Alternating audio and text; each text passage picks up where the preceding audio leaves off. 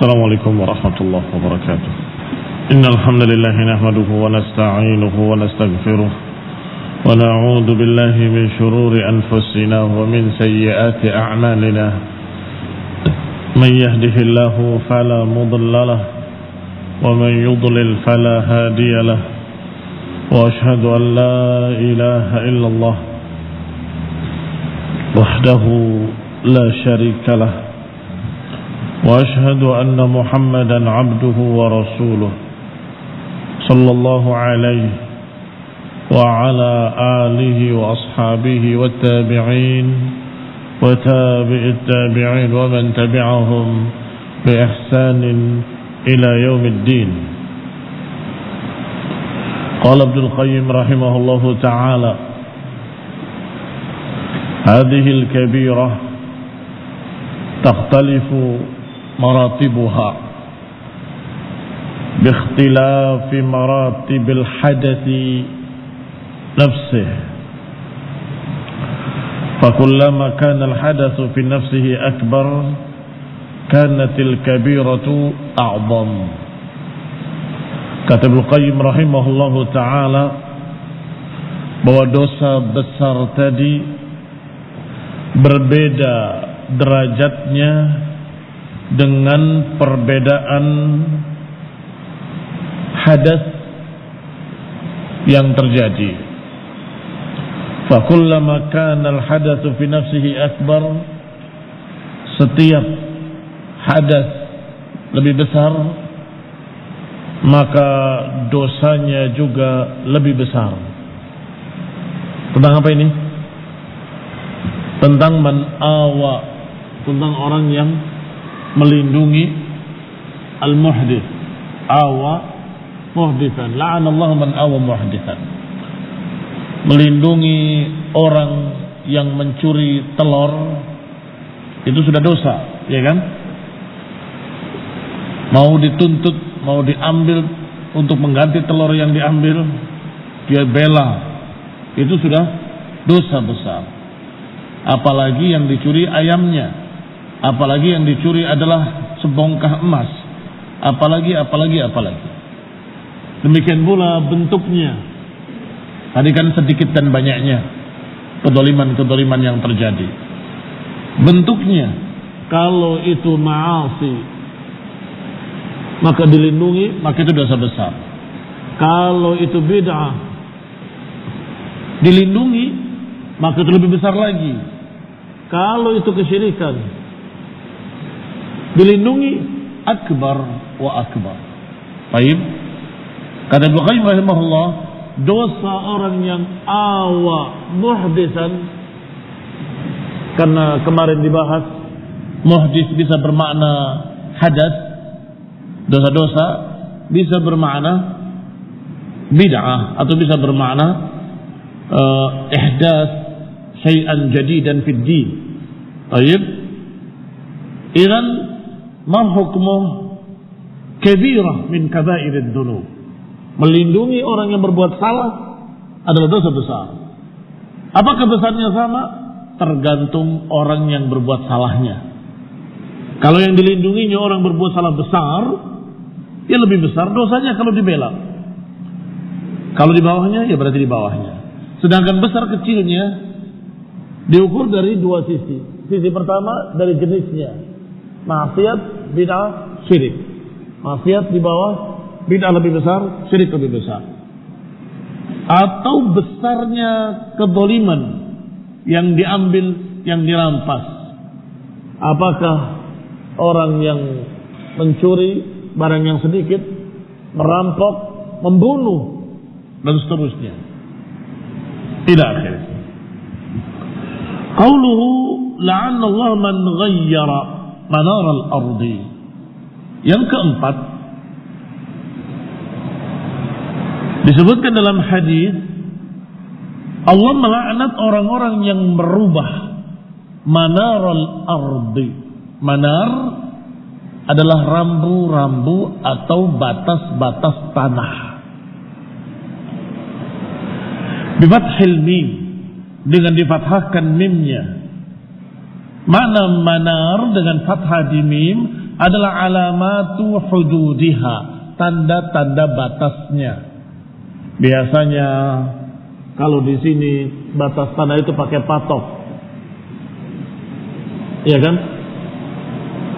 Ditanam patok tersebut sampai dalam. Baik, ini batas tanah kamu dari sini sampai sini.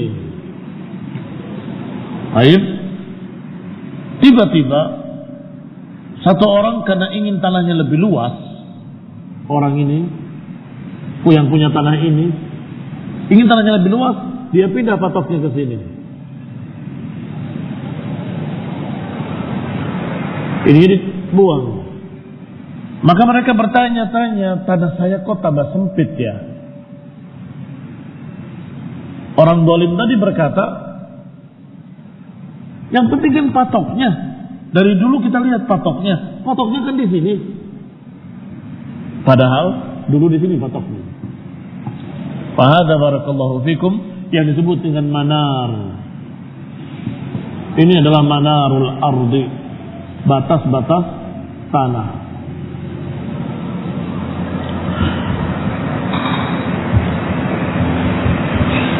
Qala fi nihayah, berkata dalam kitab An-Nihayah fi Gharibil Hadis, ay ma'alimaha wa hududaha, yakni tanda-tandanya dan batas-batasnya. Wahiduha, bentuk mufradnya adalah takhmun, bentuk jamaknya tukhum. Karena dalam lafaz hadis ada yang menyebutkan dengan tukhum, la'anallah man ghayyara tukhumal ardi.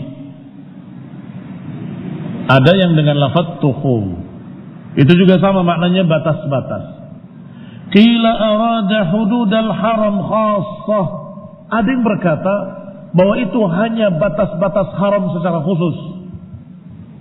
Batas-batas haram lebih besar lagi, iya kan? Kemudian ada yang merubah tanda-tandanya. Ini tanda habisnya tanah haram. Ini Arafah. Ini Muzdalifah. Baik, kalau ini dirubah, apa yang terjadi? Orang-orang akan salah. Mereka mengira mukuf di Arafah, ternyata masih di batas haram. Atau orang yang ingin mabit di Muzdalifah, ternyata belum sampai Muzdalifah karena rambu-rambunya dirubah-rubah. Ini juga dilaknat karena kaitannya dengan sekian banyak manusia yang ibadahnya rusak. Tetapi kalau dikatakan itu khusus bagi batas-batas haram, maka di sini dikatakan dengan bantahan oleh para ulama yang lain. Waqila huwa amun fi jami'il ardi. Dikatakan pula bahwa itu umum untuk seluruh batas-batas tanah, apalagi batas-batas haram. Mana lebih besar dosanya? Merubah batas tanah tadi karena ingin mengambil tanah orang lain, dengan merubah batas-batas haram, batas-batas Arafah, batas-batas Muzdalifah, ayyuhuma a'zam danban? Mana lebih besar? Barakallahu fikum. Yang tadi hanya ingin mendapatkan keuntungan tanah, zalim dia, tetapi hanya berkait dengan masalah duniawiyah dan harta benda. Tetapi kalau merubah batas-batas haram, dia merubah sekian banyak ibadah dan mendolimi sekian banyak kaum muslimin dan kaitannya dengan agama. Fa'a'zam wa'a'zam, tentunya lebih besar lagi. Kejahatan dalam masalah dunia dan kejahatan dalam masalah agama, mana lebih besar? Kejahatan dalam masalah dunia, memukul, merampas, merampok, menganiaya. Baik, ini kejahatan. Orang kedua, tidak memukul, tidak membunuh, tidak menumpahkan darah, tidak. Tetapi mempengaruhi orang agar dia sesat. Mana lebih besar? Yang pertama, barakallahu fikum, ma'asi. Yang kedua, bid'ah, dalalah. Wahada akbar wa akbar. Baik. Demikian pula merubah agama, merubah batas-batas haram, merubah agama. Sedangkan merubah tanah tadi, batas-batas tanah karena ingin keuntungan, itu maksiat, kezaliman pada orang lain.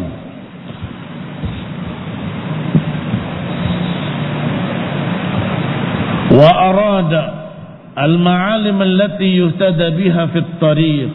Ada makna lain dari kalimat manar. Manarul ardi atau tuhumal ardi. Seperti ini.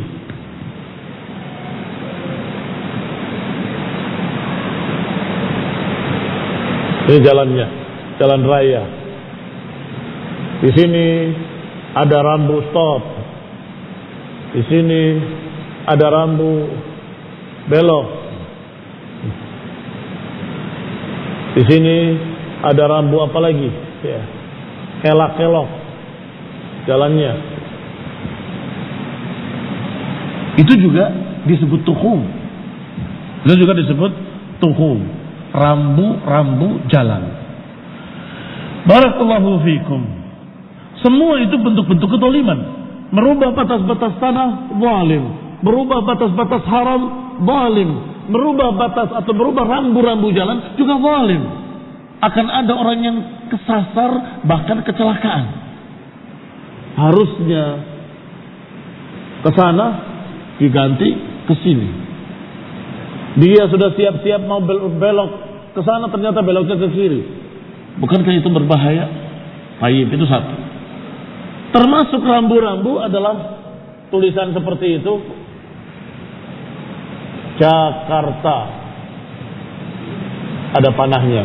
Nah, dirubah Jakarta panahnya begini. Itu juga zalim. Membuat orang tersesat. Hadihi barakallahu fikum hiya at-tuhum. Hiya at-tuhum atau manaral ardi. Maka dikatakan arada al-ma'alim allati yuhtada biha fit tariq. Tanda-tanda yang orang-orang mengambilnya sebagai petunjuk. Kalau sekarang tanda-tanda seperti yang saya gambarkan di papan tulis. Rambu Jakarta kanan, Cirebon lurus dan sebagainya itu kan. Atau rambu-rambu awas jalan berbelok dan sebagainya. Itu juga rambu-rambu. Pertanyaannya, apakah dulu ada? Ketika Rasulullah menyatakan dengan kalimat la'anallah man ghayyara manaral ard. Saat itu apa yang ada? Apakah ada rambu-rambu seperti itu? Barakallahu fiikum. Emang tidak ada kalau rambu yang bentuknya seperti itu. Tapi mereka punya bentuk-bentuk lain. Mereka akan menjadikan tanda di berbagai macam perbukitan. Ini ada jalan setapak. Mereka biasa ngasih tanda. Tanda yang mereka pahami. Ada mereka tulis haram misalnya. Atau mereka tulis di batu-batu tersebut. Itu juga tuhum. Kelihatannya tidak serius karena bukan pemerintah yang buat. Hanya manusia yang merasa saya nanti kalau pulang akan tersesat. Kasih tanda sama dia. Tapi akhirnya dipakai orang banyak.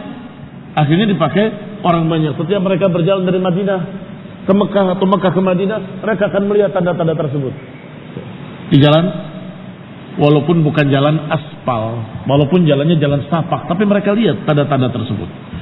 Barakallahu fiikum. Itu juga tuhumul ard atau manarul ard. Wa qila huwa an yadkhula ar-rajul fi mulki ghairihi. Dikatakan pula bahwa termasuk atau dikatakan pula maksud dari merubah garis-garis tanah atau merubah tanda-tanda bumi, maknanya adalah masuknya seseorang kepada milik orang lain. Masuknya seseorang ke tanah milik orang lain dengan merubah tanda-tandanya. Fayaqtati'uhu zulman. Akhirnya memotong tanah orang lain, merampasnya untuk dirinya, zulman, dengan kezaliman. Qala, dikatakan rawa tuhum atau takhum, diriwayatkan pula dengan fathah di ta, takhum bi fathih ta, alal ifrad, dengan mufrad, wa jam'uhu tuhum bi dhammit ta wal kha, yang sudah kita bahas bahwa maknanya juga sama, tanda-tanda. Wa taghyiruha, merubahnya bisa dengan berbagai macam perubahan-perubahan. Wa taghyiruha an yuqaddimaha aw yuakhiraha, merubahnya adalah bisa dengan memajukannya atau dengan memundurkannya. Yang ini, yang batas-batas tadi, yang tonggak-tonggak tadi, dimajukan ke sana atau dimundurkan ke sana. Ini juga sama, tanda-tanda ini bisa dimajukan ke sana atau dimundurkan ke sini, atau diganti kata-katanya dan sebagainya.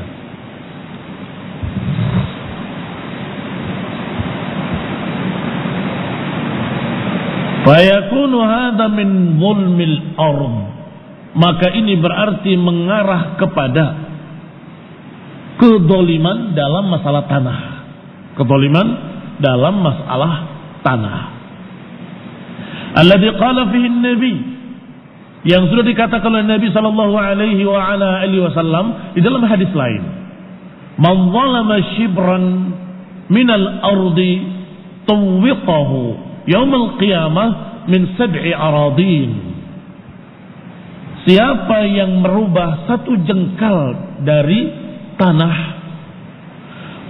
maka akan ditimpa pada hari kiamat dengan 7 bumi.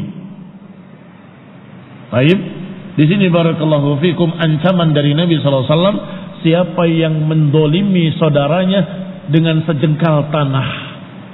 Artinya batas-batas tanahnya dirubah sehingga dia mendapatkan sejengkal tanah orang lain untuk dirinya. Ini diancam dengan tuwiqahu yaumil qiyamah min 7 aradin, akan ditimpakan nanti pada hari kiamat dari 7 bumi. Ini ditimpakan dengan timpaan-timpaan dari 7 bumi. Fafihi, maka dalam hadis-hadis ini ada faedah jawazu la'ni ahli zulmi min ghairi ta'yin, bolehnya melaknat orang-orang yang zalim tetapi tanpa ta'yin. Ta'yin adalah dengan tertentu namanya atau kunyahnya atau tanda-tandanya. Sebab beberapa orang berkata, saya tidak ta'yin, tetapi menyebutkan ciri-cirinya. Allah melaknat orang yang mencuri, saya tidak sebutkan namanya, cuma yang pakai peci begini dan begitu, bajunya coklat. Orang yang coklat tersinggung, yang gamisnya coklat. Itu ta'yin juga, kalau tidak ada yang pakaian coklat kecuali dia. Taib, sehingga hati-hati, jangan main-main dalam agama. Tidak boleh melaknat dengan ta'yin, artinya dengan orang tertentu, tetapi boleh melaknat secara am, secara umum, seperti Rasulullah SAW dalam hadis ini menyebutkan 4 golongan yang dilaknat. La'anallah man dabaha li ghairillah. Pertama, Allah melaknat orang yang menyembelih untuk selain Allah. Gak tahu siapa. Pokoknya siapa yang menyembelih untuk selain Allah, dipersembahkan untuk selain Allah, dilaknat. Yang kedua, la'anallah man la'ana walidayhi. Allah melaknat orang-orang yang melaknat kedua orang tuanya. Baik. Kemudian yang ketiga, la'anallah man awa muhditsan. Allah melaknat orang yang melindungi orang-orang yang berbuat dosa, orang-orang yang berbuat jahat. Siapa yang melindunginya dilaknat. Yang keempat, Allah melaknat orang yang merubah batas-batas tanah. Di sini melaknat tetapi tidak ta'yin dengan orangnya, tetapi dengan sifat-sifatnya. Ma faedatuha? Apa faedahnya? Faedahnya adalah tahdir. Faedahnya adalah tahdir, peringatan agar hati-hati. Jangan melakukan 4 hal tersebut yang disebabkan dengan itu akan terkena laknat. Berbeda dengan menghukumi. Ini kan tahdir. Berbeda dengan hukum atau tahkim. Fulan dilaknat, alan dilaknat karena dia menyembelih untuk selain Allah. Sebentar. Untuk mentakyin fulan dilaknat masih kita membahas dengan sekian pembahasan. Pertama, apakah orang yang berbuat perbuatan yang menyebabkan laknat tadi jahil atau alim, ngerti atau tidak ngerti? Jangan-jangan nggak ngerti. Kalau nggak ngerti tentunya berbeda hukumnya. Kedua, mukrah atau tidak mukrah? Apakah dia terpaksa atau tidak terpaksa? Yang ketiga, apakah masih sekian banyak pertanyaan-pertanyaan untuk menentukan apakah si fulan dilaknat atau tidak dilaknat? Sehingga para ulama tidak menganjurkan dan tidak berpendapat untuk melaknat si fulan dan si fulan dengan ta'yin. Tidak boleh. Kalau mau memperingatkan dengan tahdir, peringatkan secara umum.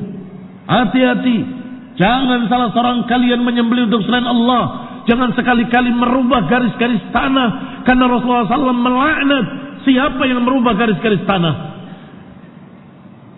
Baik, siapa yang nggak tahu? Kalau kamu merasa, cepat berhenti dan kemudian kembalikan. Maaf, kemarin saya merubah. Astagfirullah, saya bertobat pada Allah, saya rubah kembali. Begitu, barakallahu fikum. Sehingga dengan laknat yang tidak ta'yin, dengan laknat yang sifatnya tahdir, membuka pintu taubat agar orang tadi yang berbuat segera bertobat karena takut. Kenapa? Atau mengapa?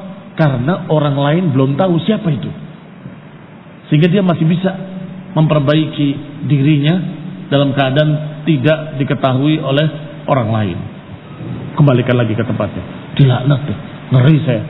Tapi kalau kamu dilaknat, laknatullah alaik, karena kamu begini, pengumuman si fulan, dia mau bertaubat sudah kadung diketahui oleh seluruh manusia.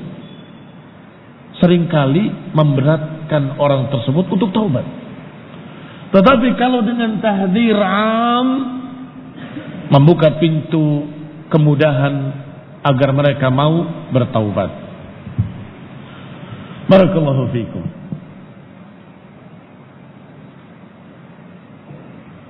Qala, dikatakan selanjutnya,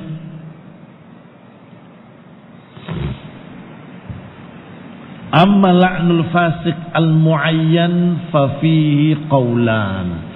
Adapun melaknat dengan ta'yin ada 2 pendapat. Ahaduhuma annahu jaiz. Salah satu pendapat menyatakan boleh kalau ada bukti-buktinya bahwa orang itu benar-benar melakukan hal-hal yang menyebabkan laknat. Ini yang dipilih oleh Ibnul Jauzi wa ghairuhu. Wasani, pendapat kedua menyatakan la yajuz, tidak boleh. Ini adalah pendapat yang dipilih oleh Abu Bakar Abdul Aziz, Ibn Ja'far Ibn Ahmad Al-Ma'ruf bi Al-Ghulam Al-Khallal, dan juga dipilih oleh Syekhul Islam Ibn Taimiyah rahimahullah. Ini memilih pendapat untuk jangan melaknat secara ta'yin.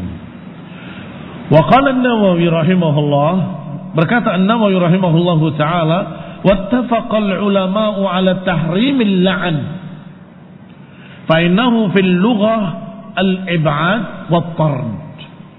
Sepakat para ulama haramnya melaknat secara ta'yin karena makna laknat secara bahasa adalah menjauhkan dari rahmat. At-tard, mengusir dari rahmat. Dan secara syariat al-ib'adu min rahmatillah, dijauhkan dari rahmat Allah. Sedangkan para dai, para ustaz, para pengajar, mereka bertugas menyebar rahmat. Sahih? Menyebarkan rahmat, bukan menyebarkan laknat. Sehingga laknat itu hanya peringatan bagi siapa yang berbuat seperti ini akan dilaknat, barang siapa yang berbuat seperti itu akan dilaknat, tidak dengan ta'yin, tidak dengan satu si fulan atau si allan. Fala yajuzu an yub'id min rahmatillah, maka tidak boleh menjauhkan seseorang dari rahmat. Man la yu'raf haluhu wa khatimuhu amruhu ma'rifah qat'iyyah. Tidak boleh menjauhkan seseorang dari rahmat kalau orang tersebut tidak diketahui bagaimana akhir hidupnya, bagaimana khotimahnya, husnul khotimah atau sul khotimah, tidak mengetahuinya ma'rifatan qat'iyyah, tidak mengetahuinya dengan pengetahuan yang qat'i, yang tegas, maka jangan. Pertanyaannya sekarang, berarti kalau tahu akhir hidupnya, tahu khotimahnya, bolehkah dilaknat? Bahkan sunnah, bukan hanya boleh. Misalnya orang kafir dikubur, kuburan orang-orang kafir, apakah Yahudi, Nasrani, Hindu, Buddha dan sebagainya, kita melewatinya, apa sunnahnya? Sunnahnya melaknat. Sunnahnya melaknat, karena sudah jelas mati kafir. Tetapi orang yang masih hidup, walaupun dia berbuat perbuatan-perbuatan yang menyebabkan laknat, di antaranya 4 tadi yang disebut, merubah garis tanah, melaknat kedua orang tuanya sendiri, melindungi orang yang berbuat kejahatan, atau menyembelih untuk selain Allah, atau menyembelih untuk persembahan pada selain Allah. Ini penyebab-penyebab laknat. Dan banyak lagi, seperti wanita yang menyambung rambutnya dilaknat, wanita yang mencukur bulu alisnya, disebutkan la'anallah an-namisat wal mutanammisat. Allah melaknat wanita yang mencabut bulu alisnya dan yang minta dicabut bulu alisnya. Jadi yang mencabutnya pun salonnya ikut kena laknatnya. Kalau ada orang yang melakukan hal tersebut, apakah dia langsung dicap dengan mal'un, kamu dilaknat? Secara ta'yin tidak bisa. Mengapa? Karena tidak tahu khotimahnya. Tadi jahil dan tidak jahil, mungkin tidak ngerti, mungkin terpaksa, mungkin dipaksa oleh orang tuanya, mungkin sampai disebutkan bagaimana khotimahnya. Barangkali dia nanti besok-besok kemudian taubat, berubah jadi baik. Kamu sudah berkata dengan kalimat dia mal'un, dia dilaknat, dijauhkan dari rahmat. Kau sekarang dapat rahmat, dapat hidayah, bertaubat, berarti engkau berdusta paling tidak, atau engkau berdoa dengan doa yang salah. Mafhum? Sehingga kata beliau di sini, maka jangan jauhkan orang dari rahmat, yakni jangan dilaknat orang yang kamu tidak tahu akhir hidupnya, kamu tidak tahu dengan jelas bagaimana perbuatannya atau bagaimana dia mengerjakannya, apakah karena terpaksa atau tidak terpaksa, apakah karena paham atau tidak paham, apakah karena dia mungkin belum mengerti, dan seterusnya, atau tidak sengaja. Laknat kamu, mal'un, dijauhkan dari rahmat, padahal kecelakaan. Ada, saya kenal sahabat saya atau saudara saya yang memperbaiki kompor atau apa itu yang besar, kotak open pakai gas, tidak nyala, dia otak-atik, apinya keluar semua, tidak luka, tapi diginikan ambrol, kumisnya diginikan ambrol, rontok, alisnya diginikan rontok semua, semuka, karena sebentar saja, wes begitu. Ketika saya melihatnya, ya tertawa. Tidak luka? Enggak melepuh? Enggak. Tapi kok jadi lucu wajahnya? Apakah ini dilaknat? Tidak sengaja. Apakah dia amdan, qasdan, memang rencana, atau tidak sengaja? Itu juga nggak tahu. Harus jelas. Sehingga jangan sembarangan kita melaknat orang lain secara ta'yin. Barakallahu fikum. Falihada qalu, oleh karena itu mereka berkata, para ulama, la yajuzu la'na ahadin bi'ainihi. Oleh karena itu para ulama berkata, tidak boleh melaknat seseorang secara ta'yin. Musliman kana au kafiran, apakah muslim atau kafir? Kafir juga nggak boleh. Iya, kan dia masih hidup. Siapa tahu dia akan masuk Islam. Makanya yang disunahkan adalah ketika melewati kuburan orang-orang kafir, karena mereka sudah mati kafir, sudah jelas khotimahnya, maka disuruh untuk berjalan dengan cepat dan sambil mengucapkan semoga Allah melaknat mereka. Ikhwan fillah a'azzakumullah. Adapun orang-orang kafir yang masih hidup, qulub, hati-hati mereka baina usba'aini min asabi'ir rahman, di dua jemari Allah, yuqallibuhu kaifa yasha. Allah bolak-balikan sekehendaknya. Mungkin besok atau lusa, bulan depan atau tahun depan dia masuk Islam. Kenapa kamu laknat? Ikhwan fillah a'azzakumullah. Rasulullah sallallahu alaihi wa ala alihi wasallam pernah, karena marahnya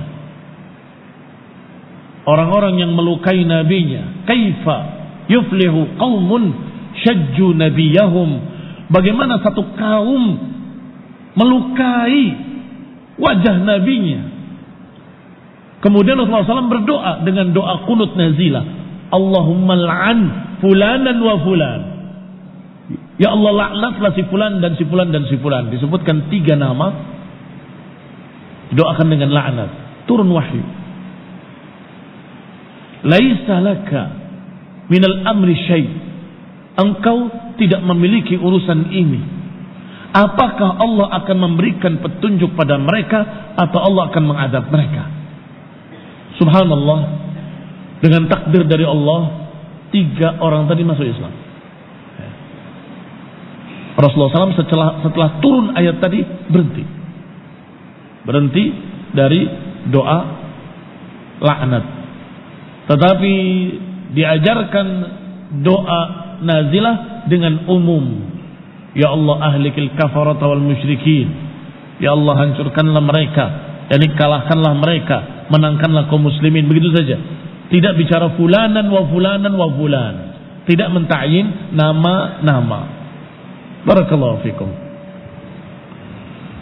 Kembali kepada kitab. Idzan la yajuzu la'na ahadin bi'ainihi musliman kana au kafiran au dabbah. Tidak boleh melaknat secara ta'yin, secara tertentu, fulan atau si fulan, muslim ataupun kafir, atau dabbah ataupun kendaraan. Beberapa orang-orang Arab kebiasaan ketika kendaraannya ngadat, mogok dan sebagainya, dia marah dengan menerima Allah yal'anak, Allah yal'anak. Hada la yajuz. Itu kebiasaan jelek. Illa man alimna binassin syar'iyyin, kecuali yang sudah kita ketahui secara nas yang syar'i, annahu mata 'alal kufur, bahwa dia mati di atas kekafiran. Au yamutu alaihi, atau dia mati di atas kekafiran, ka Abi Jahlin wa Iblis. Iblis masih hidup, meminta ditunda kematiannya sampai hari kiamat. Anzirni ila yaumi yub'atsun, kata Iblis kepada Allah Subhanahu wa taala, tundalah kematianku sampai hari dibangkitkan. Allah kasih sebagai ujian bagi manusia. Allah katakan innaka minal munzarin, engkau termasuk yang ditunda. Berarti masih hidup, belum mati. Bolehkah dilaknat? Sunnah. Kalimat ar-rajim itu kalimat laknat. A'udzubillahi minasyaitonir rajim. la'anallah iblis, atau iblis la'natullah alaih, iblis la'natullah alaih. Boleh. Mengapa? Walaupun masih hidup, tetapi sudah ada nassun syar'iyyun, sudah ada dalil syar'i dalam Quran dan Sunnah bahwa iblis akan kekal dalam neraka Jahannam. Iya kan? Bukan satu ayat, bukan dua ayat. Lamla'anna jahannama minka, kata Allah, kami akan penuhi neraka Jahannam dengan kamu, wahai iblis, dan pengikut-pengikutmu. Sudah jelas. Siapa lagi yang masih hidup tapi sudah jelas akan mati kafir? Abu Lahab ketika itu. Sekarang sudah mati.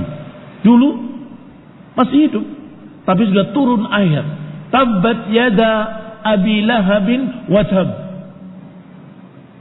Sungguh celaka kedua tangan Abu Lahab, dan celakalah dia. Apa Allah katakan selanjutnya? Sayasla naran data lahab, dia akan masuk ke dalam neraka data lahab. Berarti sudah dipastikan oleh Allah walaupun masih hidup bahwa dia akan masuk neraka. Maka bolehkah melaknat dia dalam keadaan masih hidup? Boleh, walaupun masih hidup. Mengapa? Sudah dipastikan oleh Allah dalam Quran bahwa dia akan masuk dalam neraka, tetap akan kafir sampai matinya. Atau Abu Jahal yang disebutkan oleh Rasulullah SAW, beritanya tentangnya bahwa dia akan masuk neraka.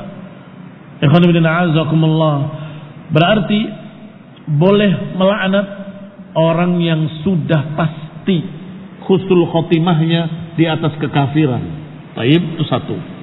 Kedua, boleh walaupun masih hidup tetapi sudah dipastikan akan masuk neraka Jahannam, yaitu iblis la'natullah alaih, atau waktu itu Abu Lahab dan sejenisnya.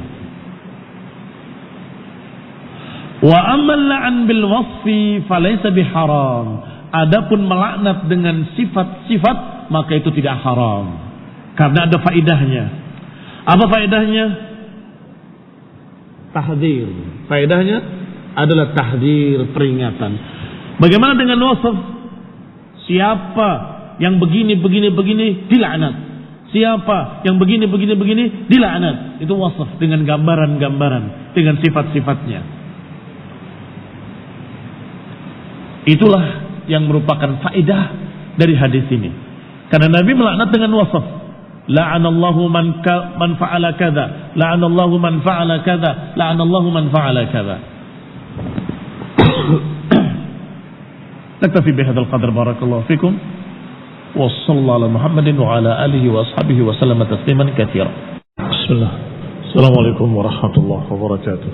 Innal hamdalillah nahmaduhu wa nasta'inuhu wa nastaghfiruh wa na'udzu billahi min shururi anfusina wa min sayyiati a'malina.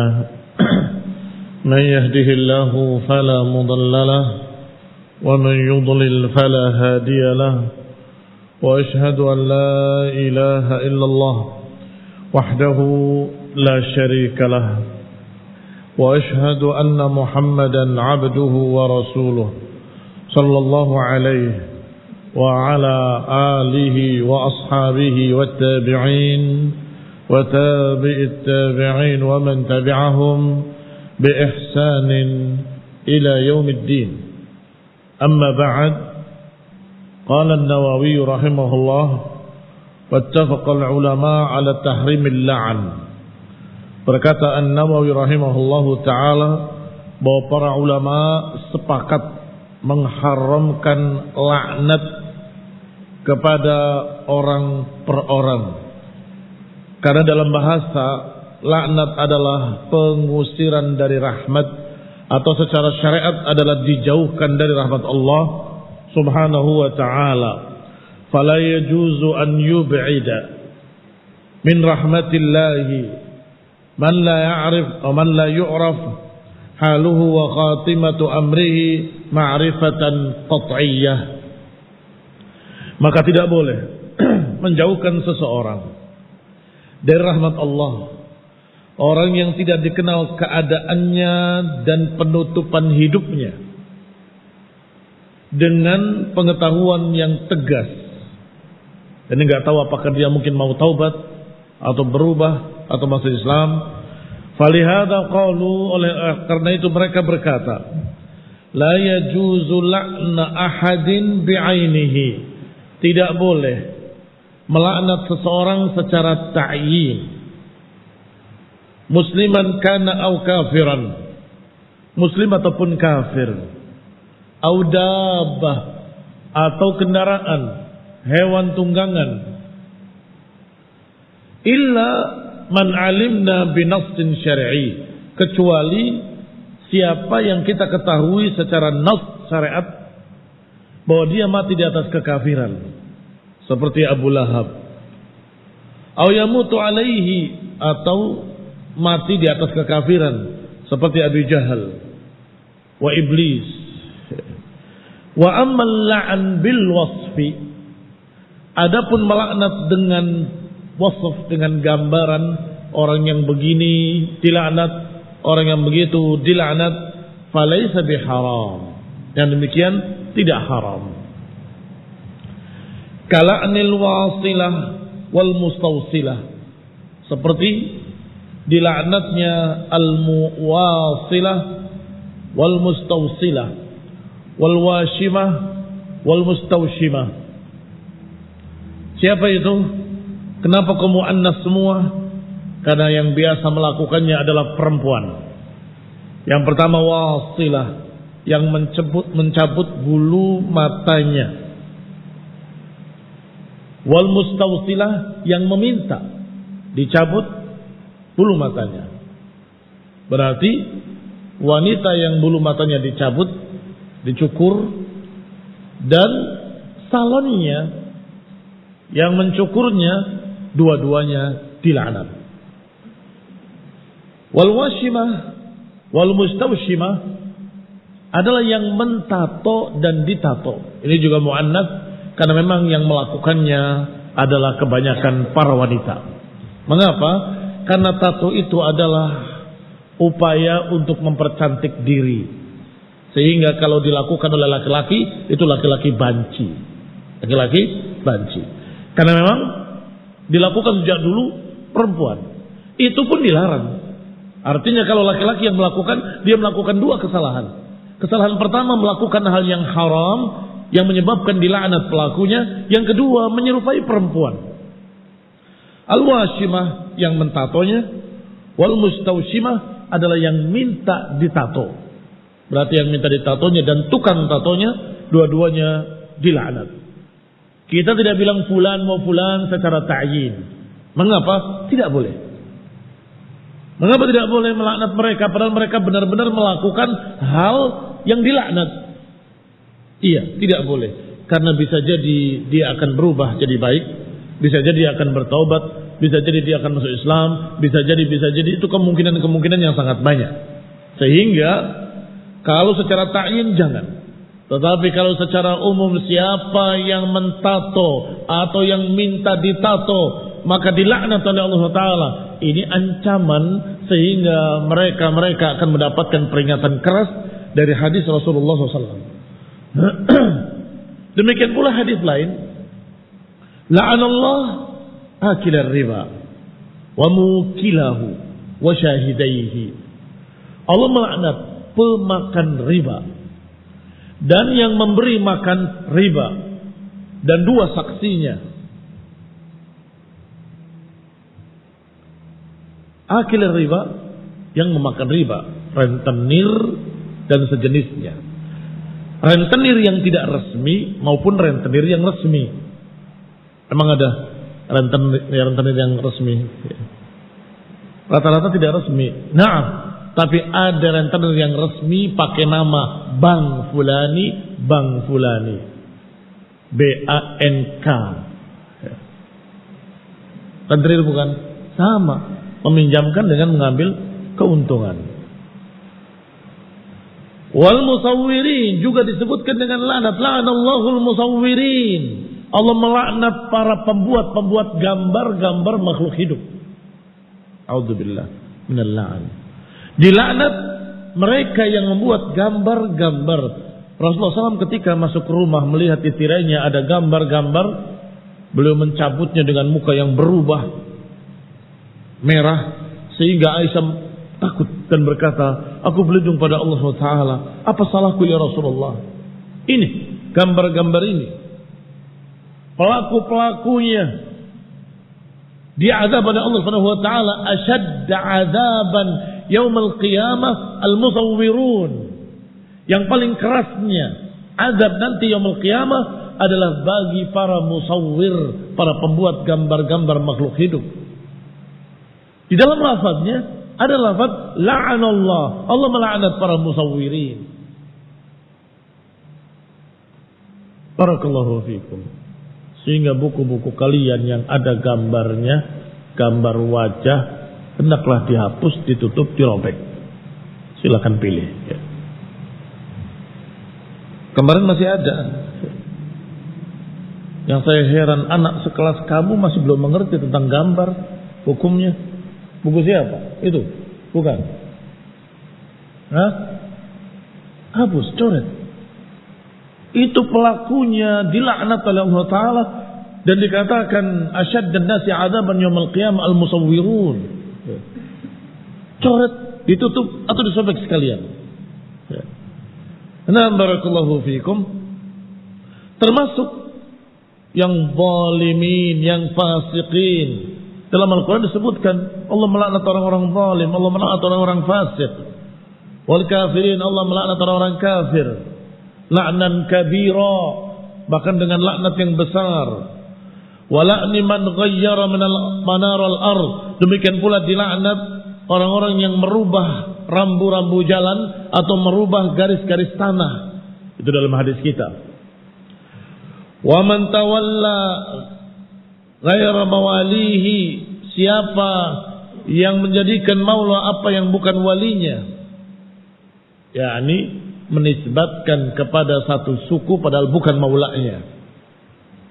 Seorang yang dibebaskan oleh fulan, ini budak hamba sahaya yang dimerdekakan oleh fulan, akan dikatakan maula fulan. Baik. Tetapi ada yang memberikan wala dalam keadaan enggak ada hubungan wala, atau yang di atasnya mengambil si fulan sebagai maula padahal bukan maulanya. Dua-duanya disebutkan dengan ancaman laknat juga. Wa man intasaba ila ghairi abihi la'anallah man nasaba ila ghairi abihi. Siapa yang menisbatkan dirinya kepada bukan bapaknya. Harusnya Ibni Fulan, dia ganti Ibni Allan. Entah karena benci sama bapaknya, atau karena bapaknya bercerai dengan ibunya, kemudian tidak mau menyebutkan bapaknya sehingga nasabnya diganti. Itu juga dilaknat. La'anallah man intasaba ila ghairi abihi. Allah melaknat orang yang menisbatkan dirinya kepada bukan bapaknya, kepada selain bapaknya. Wa man ahdatsa fil islami hadatsan aw awa muhditsan. Ini dalam hadis kita. Dilaknat orang yang mengada-adakan dalam Islam satu perkara bid'ah, ajaran baru. Atau dilaknat orang yang melindungi orang-orang yang mengadakan perkara baru, ajaran baru dalam Islam. Wa ghairi dzalika, dan lain-lainnya dari dalil-dalil dari Quran dan Sunnah yang menunjukkan adanya laknat yang sifatnya ta'mim, bukan ta'yin.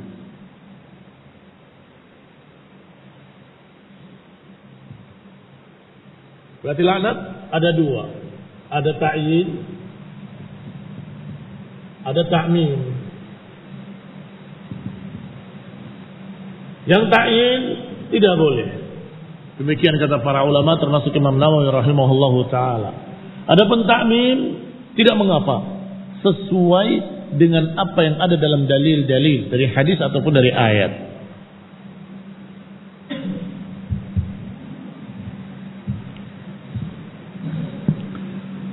Wa ghairi dzalika mimma ja'atin nusus asy-syar'iyyah bi itlaqihi 'ala al-awsaf, dan lain-lainnya dari apa-apa yang datang pada dalil-dalil, pada nas-nas syar'iyyah. Nas-nas syar'iyyah bisa Quran, bisa sunnah.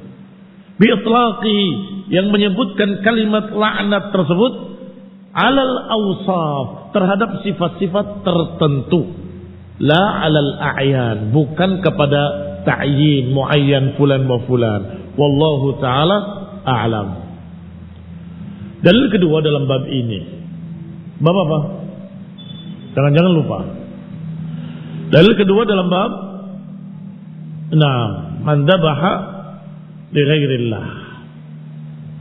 Hadis pertama atau dalil pertama adalah hadis yang melaknat. La'anallah, Allah melaknat orang yang menjembelih untuk selain Allah Subhanahu wa taala.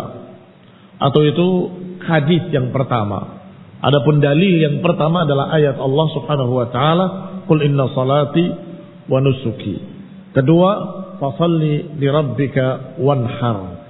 Ketiga adalah hadis Rasulullah SAW yang menyatakan la'anallah, Allah melaknat orang yang menyembelih untuk selain Allah. Hadis berikutnya berarti dalil keempat atau hadis kedua, an Tariq ibn Shihab, anna Rasulullah sallallahu alaihi wa ala alihi wasallam dakhala al-jannata rajulun fi dubab. Dari Tariq ibn Shihab bahwasanya Rasulullah SAW bersabda, ada seorang yang masuk surga karena lalat, dan masuk neraka seseorang karena lalat. Karena lalat seorang bisa masuk surga, karena lalat juga seorang bisa masuk neraka. Qalu, mereka bertanya, wa kaifa dzalik? Bagaimana itu ya Rasulullah? Qala marra rajulani ala qaumin lahum sanam. Ada dua orang yang melewati satu kampung, satu kaum yang memiliki berhala. La yujawizuhu ahadun hatta yuqarrib. Tidak boleh melewati jalan tersebut kecuali harus berkurban dengan sesuatu. Qalu li ahadihima, mereka berkata kepada salah satunya, qarrib, berkurbanlah untuk berhala ini. Qala laisa indi syai'un uqarrib. Orang tadi berkata, aku gak punya apapun yang bisa aku kurbankan. Qalu, mereka berkata lagi, qarrib walau dubaban, berkurbanlah walaupun seekor lalat. Faqarraba dubaban fakhallu sabilahu. Maka dia berkurban seekor lalat, diberikan kepada berhala tersebut, fadakhalan nar, maka dia masuk neraka. Wa qalu lil akhar, mereka berkata lagi kepada orang yang kedua, ma kuntu, dengan perintah yang sama tentunya, dengan kalimat qarrib, berkurbanlah. Ternyata orang tadi berkata, ma kuntu li uqarriba li ahadin syai'an dunallahi azza wa jalla. Aku tidak akan memberikan apapun kepada selain Allah Ta'ala sebagai kurban. Aku gak akan mengorbankan sesuatu apapun kepada selain Allah Azza wa Jalla. Fadarabu uduqahu, maka mereka pun memenggal lehernya. Fadakhalal jannah, maka dia masuk ke dalam surga. Berarti orang pertama masuk neraka karena apa? Karena lalat, berkurban kepada berhalanya, berhala kaum tersebut dengan seekor lalat, ternyata menyebabkan dia masuk neraka. Sedangkan yang kedua tegas mengatakan, aku tidak akan berkurban apapun kepada selain Allah Subhanahu wa taala.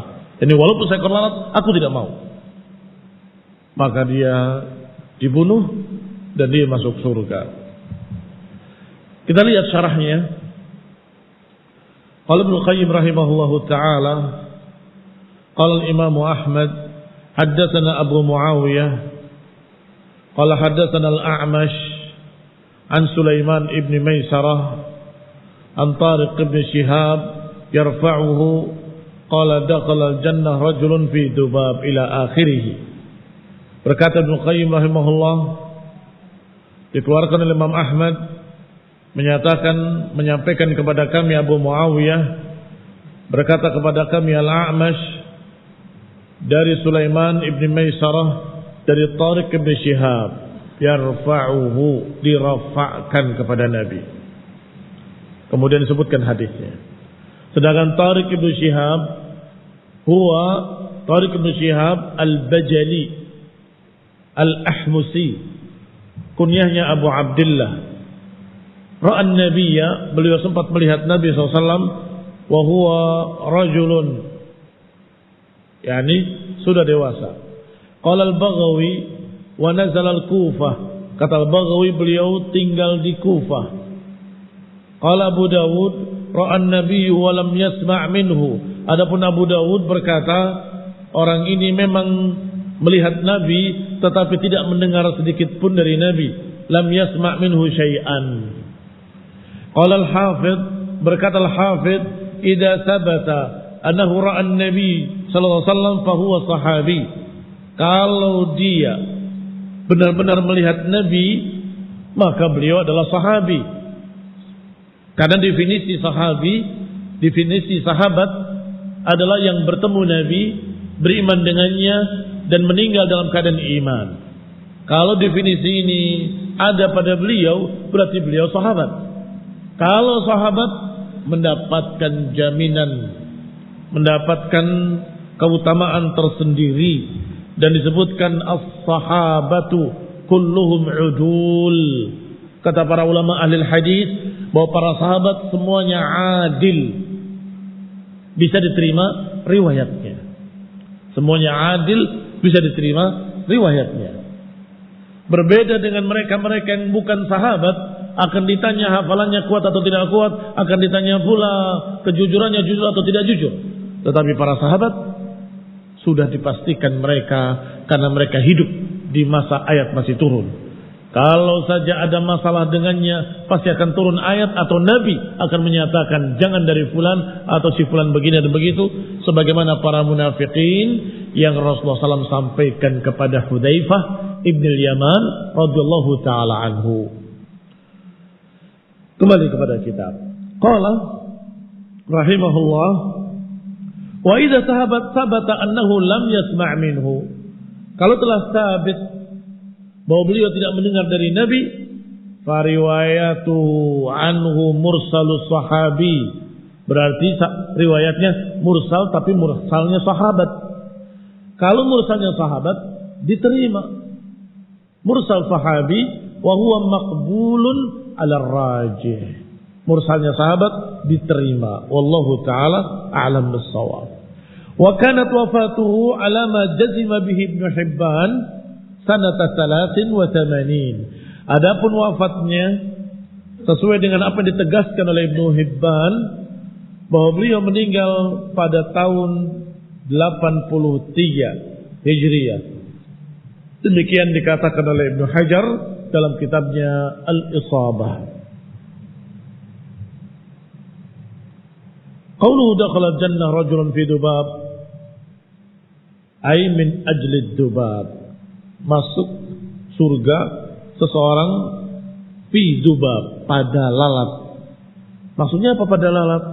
Maksudnya adalah karena lalat. Ay li ajli ad-dubab.